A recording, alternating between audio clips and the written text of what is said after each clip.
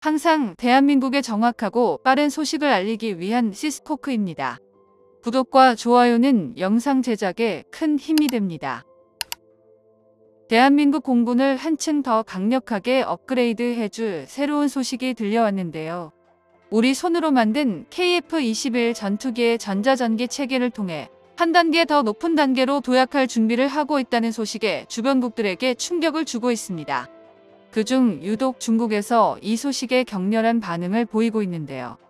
중국의 군사 전문가들은 대한민국의 전자전 시스템이 완성된다면 중국의 무인기 시스템은 끝장날 것이라고 경고했습니다. 오늘은 대한민국의 전자전기 시스템에 대해 자세히 알아보겠습니다. 세계 최강이라는 F-22 랩터를 킬마크로 그린 유일한 전투기인 EA-28G 그라울러를 아시나요? 미국의 F-18F를 기반으로 개발된 전자장비로 F-22 랩터와의 모의전에서 전자전 재밍 능력을 바탕으로 F-22를 격추하는 데 성공했었습니다. 모의전이라고 하지만 F-22가 격추된 유일한 사례였죠. 이렇듯 전자전기의 전술적 가치는 어떤 면에서는 스텔스기보다 우위에 있다고 할 수 있는데요. 최근 한국이 드디어 전자전기의 개발에 들어갔다는 소식이 들려와 밀리터리 마니아들을 흥분시키고 있습니다.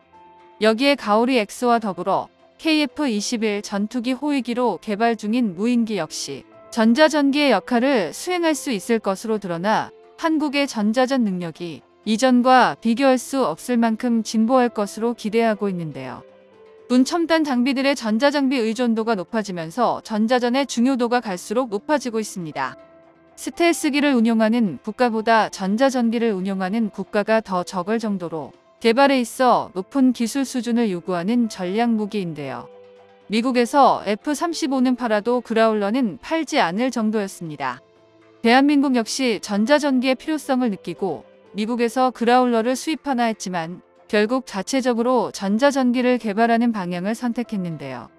전자전기는 전용 기체가 제작되는 게 아닌 기존 항공기를 전자전에 적합하도록 개조하여 운용하고 있습니다.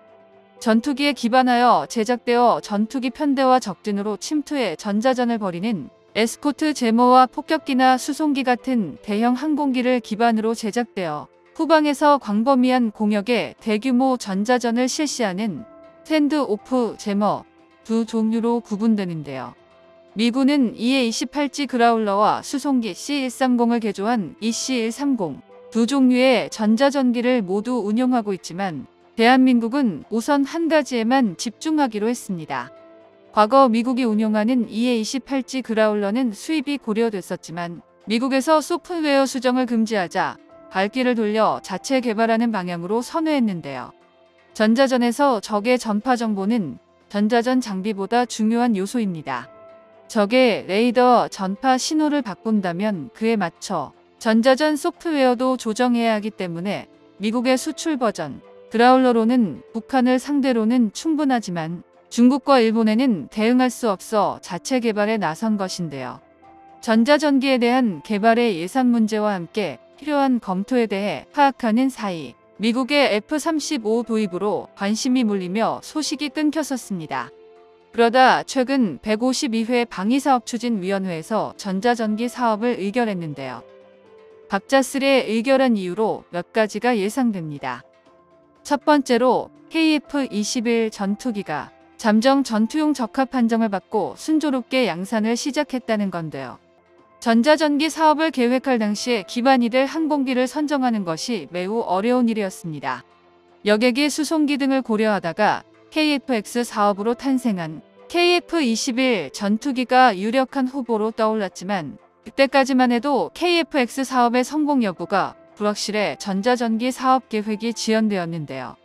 하지만 KF-21 전투기가 성공하며 이를 기반으로 한 전자전기 개발 계획이 현실성을 가지게 되었습니다. 두 번째는 전술 환경의 변화인데요. 북한과 전쟁을 벌일 경우 우리나라가 승리하는 것은 이제 변하지 않는 사실이나 그 사이에 한국이 입을 피해를 최대한 줄이는 방향으로 전략 개편이 이루어지고 있습니다. 한미연합군이 발표한 자료를 보면 한국군은 1차로 탄도미사일과 순항미사일을 사용해 북한의 핵심 목표물에 선제 타격을 실시하고 그 즉시 한국공군은 전투기 공격 편대를 이끌고 곧바로 북한 영토에 침투할 계획이 세워졌는데요. 문제는 이 같은 전략에 대응해 북한의 이동식 탄도탄 발사대를 내륙 깊숙이 이동 배치하고 전국토로 분산 배치를 시작하였다는 점입니다. 당연히 발사대를 탐색하기 어려워진 것은 물론 작전을 수행하기 위해선 북한 내륙 안으로 깊숙이 침투해야 하기에 한국군의 전투기가 피격당할 위험도 높아지게 되는데요. 이러한 북한의 전략을 돌파하기 위해 한국공군은 다시금 전자전기 도입을 추진했습니다. 전자전기를 통해 북한 레이더망과 지대공 미사일을 제밍할 수 있고 북한 사령부와 미사일 발사대 사이의 통신까지 차단하는 게 가능해지는데요.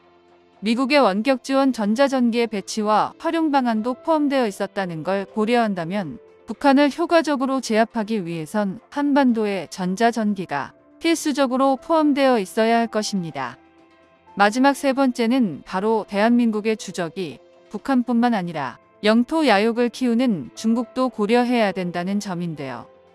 전자전 같은 고도의 현대전 기술보다는 북한의 재래식 화력을 제압할 수 있는 방향으로 무기 개발이 이루어졌으나 중국이 미국과 대치하며 신냉전이 이어지고 있는 현재 중국을 고려하지 않을 수 없게 되었습니다. 중국의 스텔스기 편대에 대응하기 위해서는 전자전기가 필수적으로 요구되는데요. 한편에서는 미국에 전자전기가 배치되어 있어 굳이 우리나라에 전자전기를 만들 필요가 있냐는 의견도 있습니다.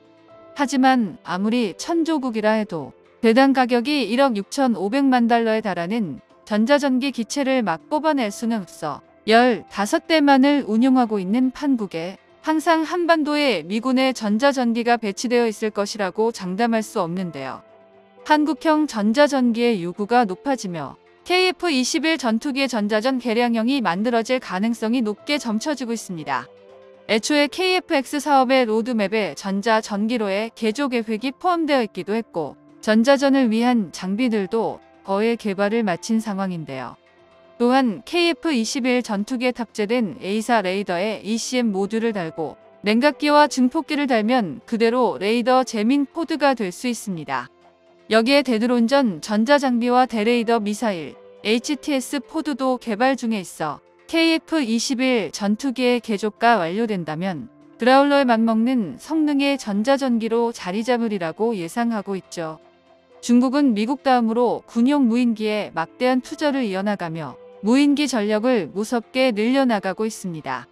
현재 민간 무인기 시장의 70%가 중국산 무인기에 의해 장악이 된 상태이고 미 국방성 보고서에서는 중국이 2024년까지 42,000대의 무인기를 생산할 것이라고 예측했는데요. 중국의 무인기 군단이 완성된다면 현대전을 지배할 치명적인 무기체계가 될 것이라 예측되고 있지만 결국 무인기이기 때문에 벗어나기 어려운 약점이 있습니다. 무인 조종 시스템은 근본적으로 제밍에 취약할 수밖에 없는 한계를 가지고 있기 때문에 중국에서는 대한민국의 전자전 능력이 향상되는 것에 우려를 표하고 있는데요. 한국형 전자전기 사업의 현황과 중국 무인기들을 어떻게 제압하는지에 대해서는 2부에서 돌아오겠습니다. 정보가 도움되셨다면 구독과 좋아요 부탁드립니다. 이상 시스코크입니다.